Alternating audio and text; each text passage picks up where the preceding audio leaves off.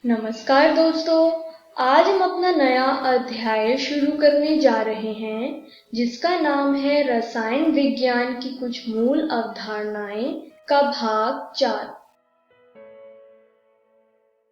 तो चलिए देखते हैं कि हम इस वीडियो में क्या पढ़ने वाले हैं।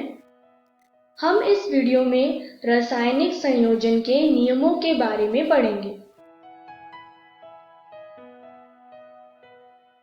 तो चलिए शुरू करते हैं आज का वीडियो संयोजन प्रतिक्रिया के परिचय से। क्या आप संयोजन प्रतिक्रिया के बारे में जानते हैं? एक संयोजन प्रतिक्रिया वह प्रतिक्रिया है जिसमें दो या दो से अधिक पदार्थ या अभिकारक एक दूसरे के साथ मिलकर एक नया उत्पाद बनाते हैं।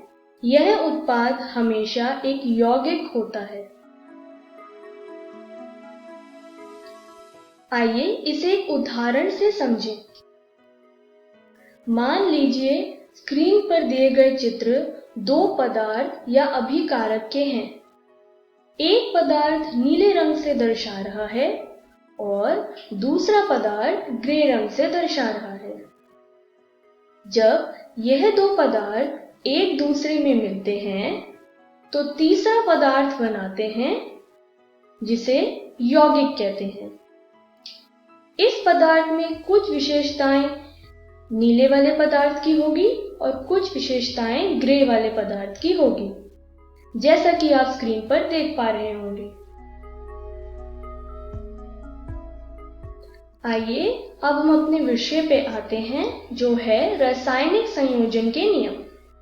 रासायनिक संयोजन को समझाने के लिए कुछ नियम दिए गए, जैसे कि द्रव्यमान संरक्षण का नियम, स्थिर अनुपात का नियम, गुणित अनुपात का नियम, गै-लुसैक का गैसीय आयतनों का नियम और आवोगाड्रो का नियम। आज के इस वीडियो में हम इन सारे नियमों के बारे में पढ़ेंगे। आइए पहले नियम से शुरू करें जो है द्रव्यमान संरक्षण का नियम। द्रव्यमान संरक्षण का नियम आंतोइन लेवुसिये ने 1789 में दिया था। स्क्रीन पर दिया गया चित्र आंतोइन लेवुसिये का है।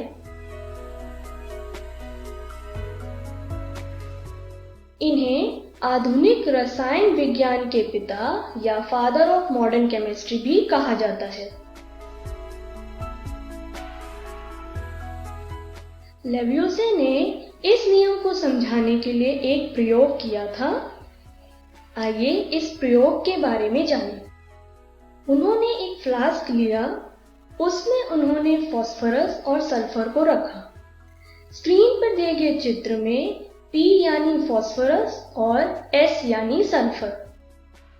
जब उन्होंने इस फ्लास्क को गर्म किया तो उन्होंने यह जाना कि किसी भी चीज को गर्म या जलाने के लिए ऑक्सीजन की आवश्यकता होती है और इस रासायनिक प्रतिक्रिया के बाद मिला हुआ उत्पाद का द्रव्यमान अभिकारक के द्रव्यमान के बराबर था।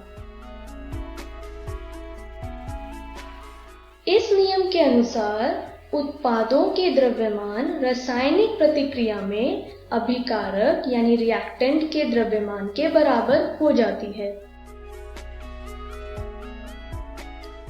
रासायनिक प्रतिक्रिया में द्रव्यमान को ना ही हम बना सकते हैं और ना ही नष्ट कर सकते हैं। परमाणुओं को नए पदार्थ बनाने के लिए पूर्ण व्यवस्थित यानी रीअरेंज किया जाता है। उन्हें ना तो बनाया जा सकता है और ना ही नष्ट किया जा सकता है। आइए इसे एक उदाहरण से समझें। हमने लिया एक हाइड्रोजन, जैसा कि आप स्क्रीन पर देख पा रहे होंगे, और इसमें लिया ऑक्सीजन। क्या आप बता सकते हैं कि हाइड्रोजन और ऑक्सीजन को मिलाकर क्या बनता है? हाइड्रोजन और ऑक्सीजन को मिलाकर बनता है पानी यानी H2O। नियम के अनुसार अगर हाइड्रोजन का मास 2 ग्राम है, ऑक्सीजन का 16 ग्राम, तो पानी का होगा 18 ग्राम। इस तरीके से हमने द्रव्यमान संरक्षण के नियम के बारे में जाना। अब हम अपने दूसरे नियम पे आते हैं, जो है स्थिर अनुपात का नियम। यह नियम जोसेफ प्राउस्ट ने 1794 में दिया था। इस नियम को निश्चित संघटन का नियम यानी लॉ ऑफ डेफिनेट कंपोजिशन भी कहते हैं।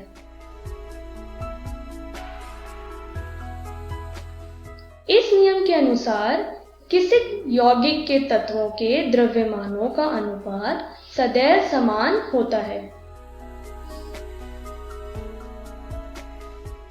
आइए इसे एक उदाहरण से समझें।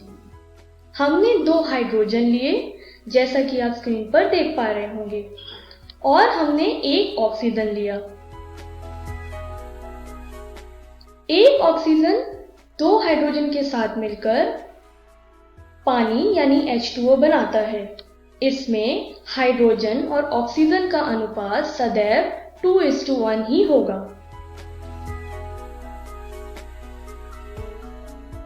आइए अब बात करते हैं गुणित अनुपात के नियम के बारे में। यह नियम जॉन डाल्टन ने 1803 में दिया था।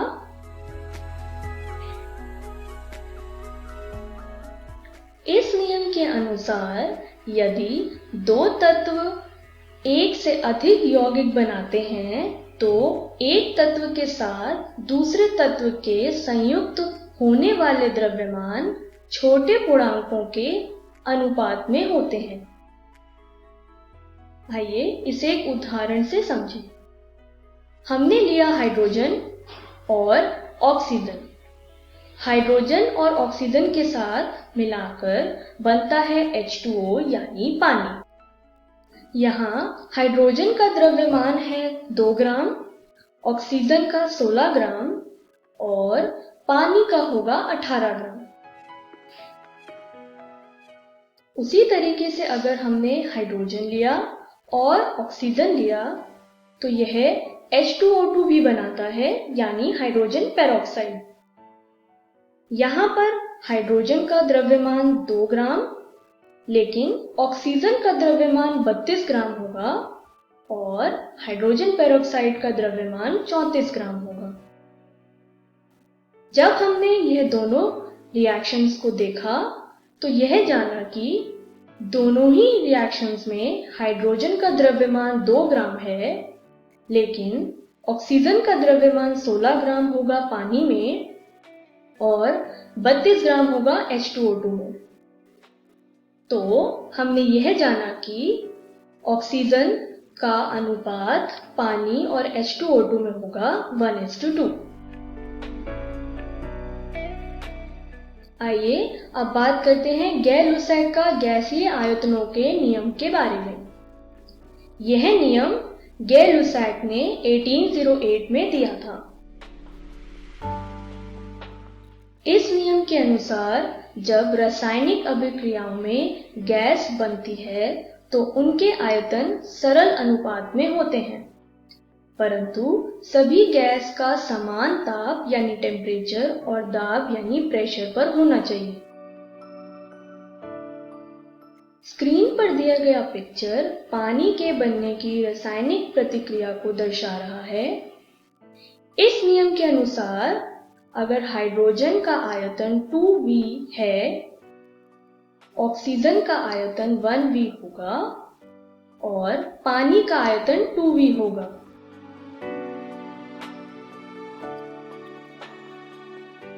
आइए अब बात करते हैं एवोगाड्रो के नियम के बारे में। यह नियम अमेलियो एवोगाड्रो ने 1811 में दिया था।